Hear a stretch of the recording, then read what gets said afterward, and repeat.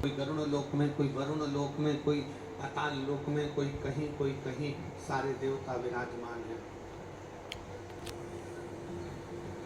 सारे देवता किसी न किसी लोक में विराजमान है। लंकाधिपति रावण ने भगवान शंकर से प्रश्न किया कि आपको ब्रह्मलोक ठीक नहीं लगा, आपको वैकुंठ लोक ठीक नहीं लगा, आपको पाताल लोक ठीक नहीं लगा, आपको गरुण वरुण लोक ठीक नहीं लगा, आपको पितृलोक ठीक नहीं लगा। आप अगर विराजमान हुए हैं, आप अगर रह रहे हैं तो इस मृत्यु लोक में रह, इस पृथ्वी पर क्यों, किस लिए?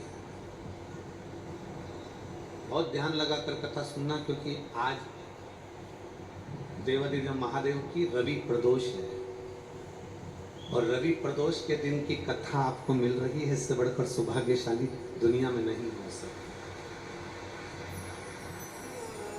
आज रवि प्रदोष है, कल सोमवार की पितृपक्ष की शिवरात्रि है।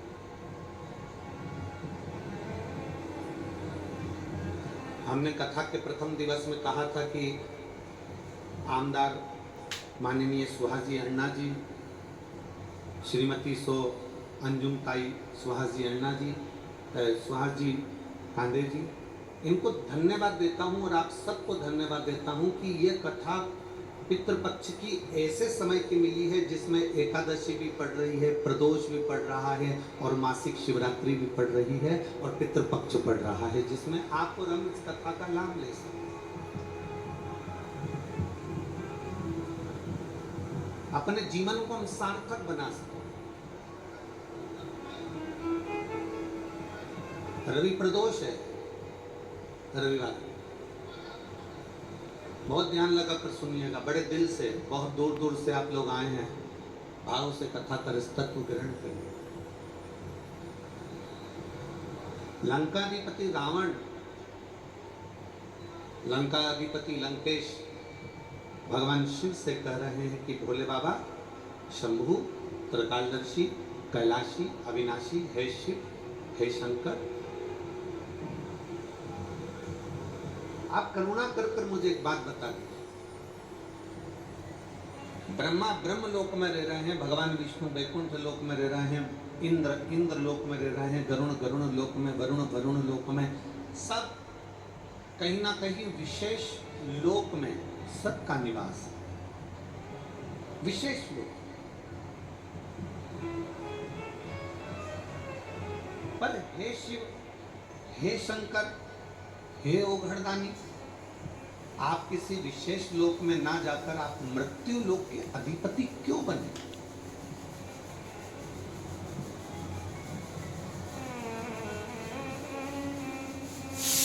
आप इस मृत्यु लोक में, इस संसार सागर के अधिपति क्यों बन गए? ब्रह्मा ब्रह्म लोक के स्वामी है, भगवान विष्णु वैकुंठ लोक के स्वामी है और मेरे देवादिदेव महादेव मृत्यु लोक के स्वामी है, पृथ्वी। आप इस मृत्यु लोक के स्वामी क्यों बने? आप इस मृत्यु लोक। लंकाधिपति रावण को देखकर मेरे शंकर भगवान थोड़ा सा मुस्कुराए।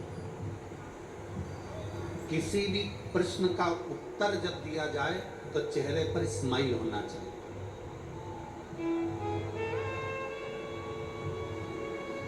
किसी भी प्रश्न का जब उत्तर दिया जाए तो तुम्हारे चेहरे पर मुस्कुराहट होना चाहिए। और संसार में जरा उल्टा है, पत्नी अगर कोई प्रश्न कर लेती है तो पति स्माइल देकर नहीं, गाली देकर उत्तर देता है।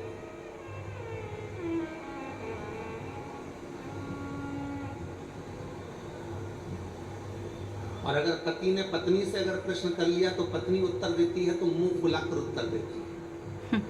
थोड़ा उल्टा है।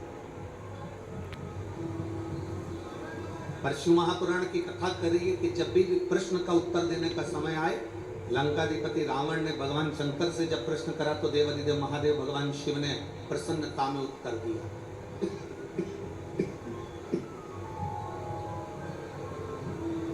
प्रसन्नता में उत्तर दिया, प्रसन्न होकर उत्तर दिया। कोई प्रश्न करे और प्रश्न करने में आप उत्तर मिल रहा है, आपको उत्तर दिया जा रहा है, वो उत्तर में आपके चेहरे की प्रसन्नता, आपके चेहरे की स्माइल हो, आपके चेहरे पर खुशी हो।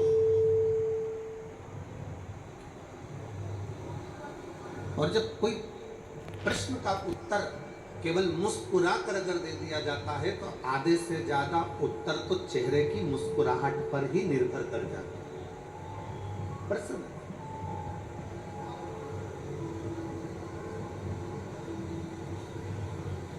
कहा, बाबा भोलेनाथ जी ने तुरंत उत्तर दिया, लंकाधिपति रावण सुन, ब्रह्मा जी को ब्रह्म लोक पसंद है, भगवान विष्णु को वैकुंठ लोक पसंद है, इंद्र को इंद्र लोक पसंद है, गरुण को गरुण लोक पसंद है, वरुण को वरुण लोक पसंद है, पर सुन लंकाधिपति रावण, मुझे मृत्यु लोक इसलिए पसंद है क्योंकि ब्रह्म लोक में कोई भगवान का भजन नहीं करता, वैकुंठ लोक में कोई भगवान का भजन नहीं करता, इंद्र लोक में कोई भगवान का भजन नहीं करता, गरुण वरुण लोक में कोई भगवान का भजन नहीं करता। केवल एक मृत्यु लोक ऐसा है, शंकर जी कहते हैं, यहाँ जन्म लेने वाला मनुष्य मुख से आते जाते कम से कम भगवान का नाम ले लेता है, इसलिए मुझे मृत्यु लोक।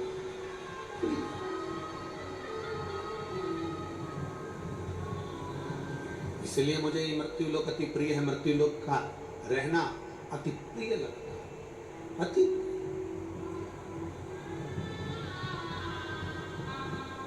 और आते भी राम कहो, जाते भी राम कहो, सुबह और शाम कहो, जय जय सीता राम कहो। मृत्यु लोक भगवान शंकर को इसलिए प्रिय है क्योंकि मृत्यु लोक में मनुष्य कभी थक कर भी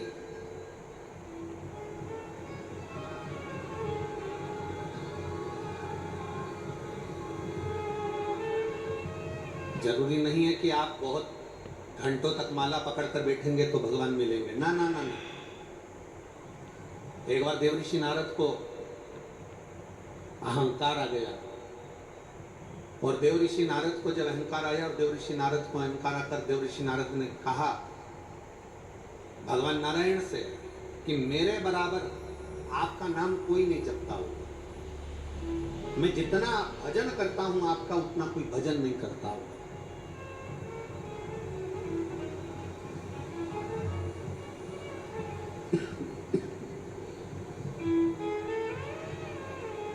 मैं जितना भजन कर रहा हूं आपका उतना कोई भजन नहीं करता होगा, जितना मैं नाम जप रहा हूं उतना कोई नाम नहीं जपता होगा, जितना मैं स्मरण कर रहा हूं उतना कोई स्मरण नहीं करता होगा, उतना कोई नहीं भजता होगा।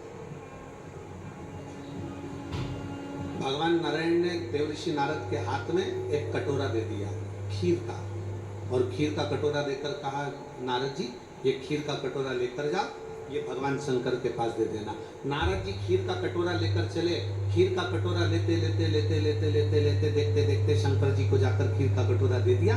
जब खीर का कटोरा देव महादेव को प्राप्त हुआ, भगवान नारायण वापिस नारद जी को बुला लिए और नारद जी से पूछा क्या कर रहे थे नारद। नारद कहते हैं प्रभु मैं ये कह रहा था कि जितना भजन में करता हूँ, जितना कीर्तन में करता हूँ, जितना मंत्र जाप में करता हूँ, जितना नाम जाप में करता हूँ, उतना संसार का कोई व्यक्ति नहीं करता। किसान घर से निकलता है, राम कहता है, घर में जाता है तो थक कर राम करता है। मुझे देखो एक मजदूर राम का नाम 1 या 2 बार लेता है, मुझे देखो मैं दिन भर भगवान का भजन करता हूँ, मैं दिन भर भगवान का कीर्तन करता हूँ, मैं भगवान का दिन भर नाम स्मरण करता हूँ, मैं दिन भर भगवान का नाम जाप करता हूँ। इतने में भगवान नारायण ने नारद जी से कहा, देखो जमीन में फसल बोने वाले उस किसान खेती कर रहा है, थक गया, बैठ गया और मुख से उसने कहा हे राम। सारे लोगों से भी सुंदर है तो ये मृत्यु लोक है, और मृत्यु लोक में आने के बाद अगर आपने दिल से शंकर की भक्ति कर ली, दिल से शिव की आराधना कर ली, दिल से भगवान शंकर का भजन कर लिया, दिल से भगवान शंकर की भक्ति में डूब गए, दिल से अगर भगवान शंकर की आराधना में डूब गए, तो याद रखना, ना आपको वैकुंठ की जरूरत है, ना आपको नरक की जरूरत है। फिर मृत्यु लोक में रहने पर तुम्हारी भक्ति के बल पर तुम भगवान में समाहित हो जाओगे। ना नरक ना वैकुंठ, कोई भोग नहीं भोगना है। फिर तुम भगवान के हो गए, परमात्मा के हो गए, परमात्मा तुम्हारा हो गया, फिर कोई जन्म नहीं हुआ, फिर सीधे मोक्ष। फिर इसको कहते सीधे मोक्ष, कोई जन्म नहीं।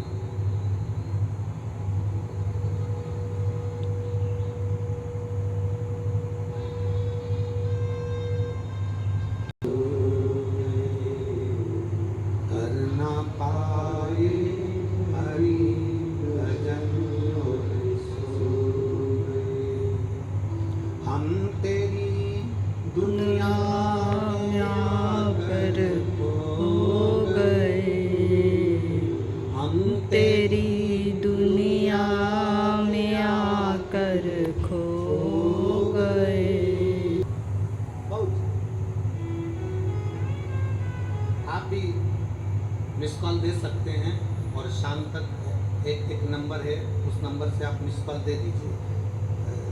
मिस कॉल देंगे तो आप जुड़ जाएंगे, जुड़े तो बस मिस कॉल में आपका ये नहीं कि रिंग जाएगी, आपके पास तू बोले तो मोबाइल कट जाएगा, बस उतना मिस कॉल है। बाकी का आपके पास उसका एक मैसेज पहुंच जाएगा। मिस कॉल नंबर आप लोग लिख लीजिए अपने मोबाइल से, आप मिस कॉल दे सकते हैं 743338।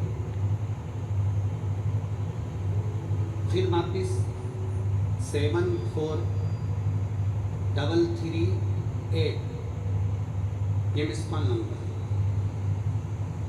7433874338, ये समिति का मिस कॉल नंबर है, जिसके माध्यम से आपके पास में आज शाम को जिन जिन उपायों को व्यासपीठ के माध्यम से बताया गया है कल की शिवरात्रि के लिए, वो आपके पास पहुंच जाए। आप उसमें जुड़ेंगे, बस केवल आपको मिस कॉल देना है और आपके पास में मैसेज पहुंचेगा।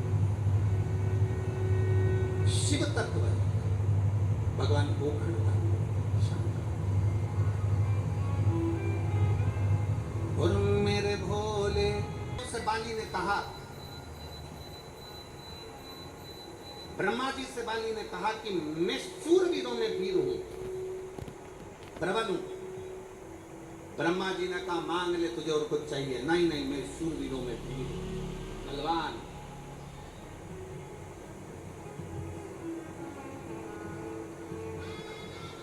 ब्रह्मा जी जाते जाते एक बात बाली को कह गए, बाली तू वीरों में वीर होगा, पर तुझसे ज्यादा वीर, तुझसे 10,000 गुना ज्यादा बल वाला बालक अंजना के गर्भ में आ गया है।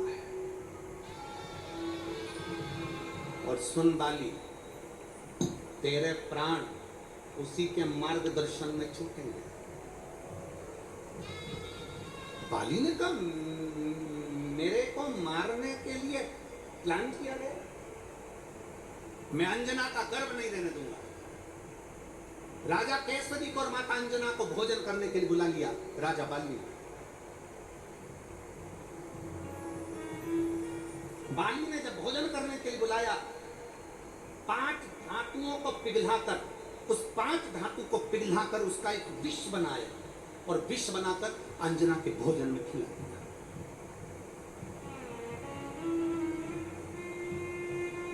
माता अंजना के भोजन में जैसी विष गया, उस विष से अंदर बैठे हुए शिशु का, बच्चे का, गर्भ में पड़े बच्चे का कुछ नहीं बिगड़ा, कुछ नहीं। राजा बाली ने मालूम करा, बाली को मालूम पड़ा कि ये अंजना का गर्भ तो गिरा नहीं, अंजना का गर्भ तो नष्ट नहीं हुआ। बाली ने फिर भोजन पर बुलाया राजा केसरी को और माता अंजना को, फिर 5 धातु का विष बनाकर 5 धातु का विष फिर पिला दिया, कुछ नहीं, कुछ नहीं। अब की बार जो विष पिलाया गया था वो ऐसा विष था कि एक अंश मात्र वो 5 धातु के विष से एक अंश मात्र भी अगर किसी को खिला दिया जाए तो उसके 10,000 बच्चे मर सकते थे एक साथ, पर अंजना पर और उस बच्चे पर कोई फर्क नहीं पड़ा। आखिरी में अंजना माता के गर्भ से बच्चे ने जन्म लिया और वो बालक साधारण नहीं था, क्योंकि जो गर्भ में बालक था वो हनुमान कौन है? कौन है वो? शंकर का रूप। जब शंकर विष पीना जानते हैं तो हनुमान शंकर के रूप थे, इसलिए गर्भ में जो विष आ रहा था, हनुमान जी महाराज उस विष को पकड़कर अपने गालों के पास ले जाते थे। इसलिए वो धातु, पंच धातु का आखिरी में हुआ क्या, हनुमान जी जब जन्मे तो वो पंच धातु का जो विष था वो हनुमान जी के कान के कुंडल के रूप में उनके साथ प्रकट हो गया। हनुमान चालीसा में एक लाइन आती है, आप सब बार बार हनुमान चालीसा पढ़ते होगे। हनुमान चालीसा में एक लाइन आती है, कानन कुंडल कुंचित केश ऐसा